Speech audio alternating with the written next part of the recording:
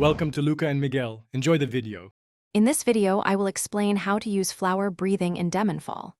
First, you'll need to locate the flower Hashira in the game world and successfully complete their assigned quest. This usually involves defeating several demons or collecting specific items. Make sure your character is at least level 25 to begin this journey. Once the quest is done, you can equip a Nichiren sword to start practicing this elegant and powerful breathing technique. Let's dive into the first form, Petal Dance. To unleash this swift attack, simply press your assigned ability key, which is commonly Q on your keyboard. Petal Dance allows you to perform a series of quick, graceful slashes, hitting multiple foes within a small radius. Be mindful that using this form will consume a moderate portion of your breath bar, so manage your stamina wisely during combat encounters. Next up is the second form, Crimson Hanagoromo.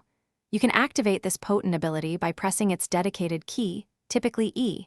This form propels you forward with a powerful, focused dash, striking a single enemy with significant force. A key advantage is the brief period of invulnerability you gain while performing this move, making it excellent for dodging incoming attacks or closing distances quickly. Practice its timing for maximum effect.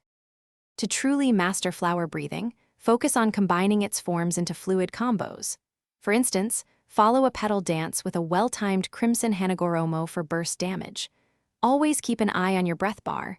Running out can leave you vulnerable. Experiment with different keybinds to find what feels most comfortable for you.